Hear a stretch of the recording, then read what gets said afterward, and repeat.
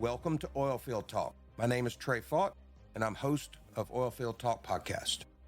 We want to speak with workers from all other aspects of the oil and gas industry and allow them the outlet to tell some crazy, amazing stories you just wouldn't believe are true. Not just the wildcats, the drillers, the roughnecks, the roustabouts, but the land-based, offshore drilling operations, service companies, vendors, third-party personnel, production, transportation, all aspects of the industry that provide expertise throughout the oil field industry.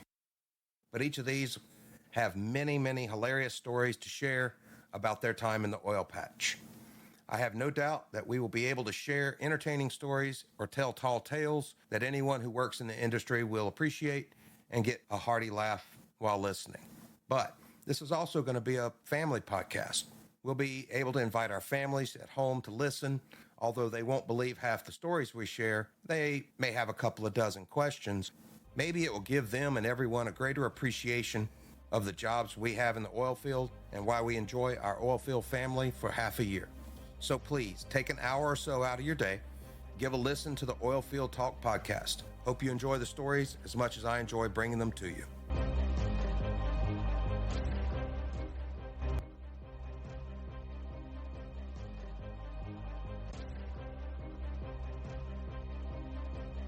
How did the podcast come about? While at work offshore in late 2022, a group of us was sitting outside the living quarters talking to one old timer was telling a story from 1492, or so we like to tease him. One thing is, he's good at telling a story. Everybody's listening intently and laughed at the punchline. Reminded me of the good old days where we learned about the oil field from those who had lived it, as they told stories or tall tales that would entertain, teach, and mesmerize those listening. Then an hour later, I went back outside to the same area. A dozen people were sitting around on benches, all looking at their iPhone, while they scrolled, liked, listened, watched, talk-ticked, and book-faced. Not a single person was talking to anyone else. They were all alone in their phone bubble. Right then, I knew the rich history, crazy stories, important learning points, not to mention a million jokes that are happening, are soon to be lost on this generation coming into the oil field. Before the iPhone, social media separated us from ourselves, friends, and family. I wanted to find a way to capture and share the rich history, those crazy stories, starting out with the old-timers, retirees, who lived through some of the most amazing times in the oil patch, but to also include all of the facets of the oil field, because we all enjoy a good story.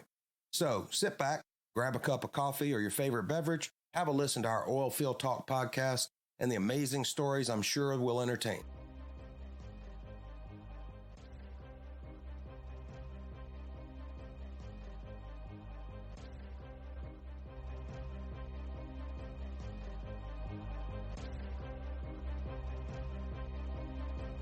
Welcome to Oilfield Talk.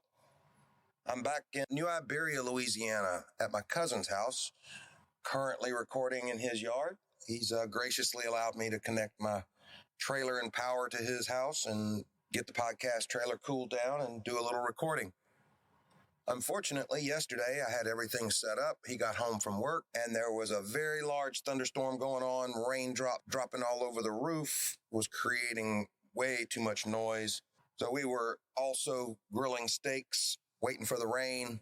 Unfortunately, wasn't able to record my cousin because of the rain. The background noise was just way too much. Ended up eating, having a little wine, and chatting with family. The other reason I came to Lafayette area was to attend the Rigzone oil and gas fair that was held yesterday. I reached out to them and asked if I could attend, walk around, just kind of be present. Kind of like I told them, I wasn't trying to advertise necessarily, but I just wanted to get the word out about the podcast. That was my first oil and gas job fair. I had never seen that before, and I was really impressed with the way not only it was set up, but all the companies that were represented. They had their tables set up, absolutely knew exactly what they were doing, and there was quite the turnout. I was surprised at how many people showed up to give their resume to look for a job in the oil and gas field.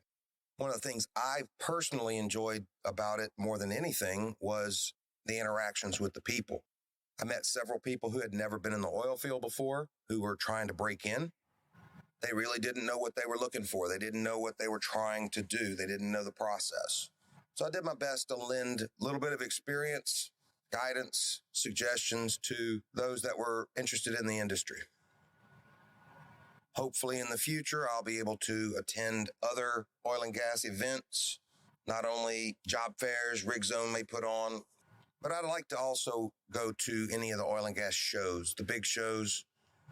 Have no idea how that works. I'll be looking into that. I think it would be fun to set up, let everybody see the studio, the trailer, hopefully record some people if they're interested. While at the Lafayette event, I met several people who were interested. They took my contact information. Hopefully they'll reach back out in the future and we'll be able to set up some recordings. One gentleman I met, he'd been in the industry a long time. We were talking. I showed him the podcast. I explained everything. He didn't understand what a podcast was. Downloaded the app for him, the Apple Podcast app. Showed him how to use it. So hopefully he's a new listener. Strangely enough, he actually lives in New Iberia, probably not far from where I'm sitting. I tried to get an interview with him. We'll see. I really did enjoy myself yesterday at the Rigzone event. Looking forward to any other future events.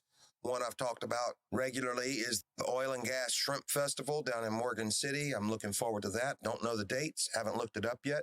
But hopefully I'll be in town or be available to go down. Surely there'll be a lot of oil field hands. Hopefully be able to find some people that would like to record. Trailer lights. Guess what? Thought I had them all fixed. Found where a screw had gone through the cable. Knew that must have been where the problem was. Replaced that section of cable. Trailer light still won't work. Anybody out there that's ever chased an electrical short or an electrical problem, I'm sure you can appreciate the frustration. I've spent hours tracing, checking, testing, trying to figure out exactly what the problem is. I've decided I've got one more 6-foot section of cable. I've visually looked at it, but my guess is that the damage can't be seen easily. It's understandable. It's got that outside sheathing on it. That sheathing really closes up tight, so it's hard to see. Can't feel anything. After I replace that 6-foot section, if I still have problems, I don't know. I'm looking at a complete rewire, and I don't know. That's going to be another nightmare. That's just another one of those issues, those technical difficulties. Unfortunately, the podcast has been plagued with technical difficulties for the last couple of weeks. It's been a very large challenge. I had computer laptop issues that I dealt with Dell for actually the last couple of months. It was an ongoing, persistent problem. They just weren't sure exactly how to fix, correct. They actually came out and changed the motherboard. I mean, it was that drastic. At the end of the day, I think it's fixed. Hopefully it's done. The laptop has all of my post-production software in it, so I haven't been able to do any processing. Hopefully that's in the past. The other thing is some of the other difficulties have been with getting the guests, timed correctly to record. Just like for my cuz, everything was set up. We had a great plan, and Mother Nature kicks in and rains on our parade. I missed another opportunity to make a recording, to have a guest on tape and be able to do the post-production and obviously create podcasts. That's not the only one. I had a couple of other people this side of the Atchafalaya Basin who I hoped would be able to record. They were interested. They were set up, and just a domino of events. One of the guys' wives fell sick, and he obviously had to take care of family. Some of the other people just were unavailable for a variety of reasons. So even though I traveled to the west side of the Atchafalaya Basin for the oil and gas job fair, I was unable to get any new audio recorded. Unfortunately, I'm behind the curve, or at least behind the curve that I had in mind. It kind of builds on itself. I kind of explained some of this in the rig party episode. Going somewhere and thinking you're going to get 3 or 4 recordings and come away with none, that's like having 3 or 4 weeks of content, or not weeks, but 3 or 4 episodes of content in the bank would theoretically give you a month of content that you would be able to process, drop, once every 2 weeks, give you another 2 weeks. You'd be ahead. You'd have already pre-recorded content. I'm not at that point yet. I need to get some more content recorded so that I'm able to make those drops on a regular basis. So apologies to everybody that's listening out there for not having fresh new content. Hopefully you understand the reason. And if I can get some people I think that once I get some people recorded and I do get that little bit of gap to help out, it's going to go a lot smoother. Anyone that's out there that's listening, that's interested in recording, obviously, please reach out. You can contact me through the oilfieldtalk.com website. We'll try to figure out a good day or time to connect and be able to make a recording. Something I haven't done yet, but I'm definitely looking into the process, is remote recording. And what I mean by that, I personally would prefer the face-to-face contact because that's where you actually interact with people. You see people, you get the body language. But there's so many people all around the world, it's difficult to reach out. You definitely can't take the trailer everywhere. And for a multitude of reasons, I'm going to need to be able to record through computers or over the internet. So I am looking into that technology, doing my research. That may give us another avenue to be able to connect more quickly, get more recordings in, and then use the trailer in live events whenever possible. I did get a new piece of equipment that I'm actually using right now to record. Still haven't figured out all its bells and whistles. Hopefully this recording will be clear enough, usable. I'll be able to do the post-production on it. I still have a lot of learning to do with that equipment and as well as the post-production equipment. But it sure has been fun trying to figure this all out. I'll be back over in the Lafayette area next month. Got a school I need to go to, going to bring the trailer. Got a couple other Lafayette friends on the north side, up around Scott and Rain. I'll reach out to them if there's anybody out there that would like to record in the Lafayette area around the 9th of October through the 13th. So that's Monday through Friday, the 9th of October through the 13th of October. Please reach out. Let me know.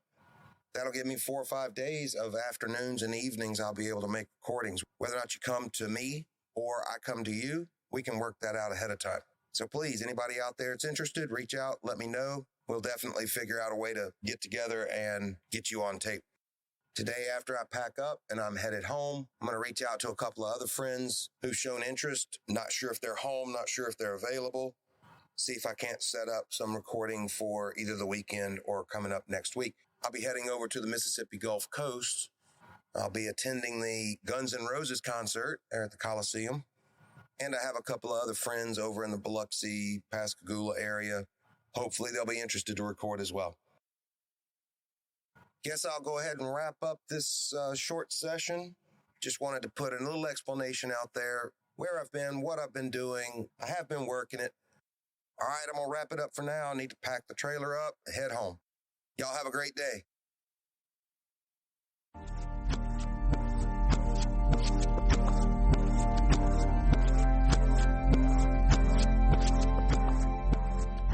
Nomad Mobile Productions is a broadcasting and media production company that produces podcasts and provides a mobile podcast studio complete with audio and video recording equipment.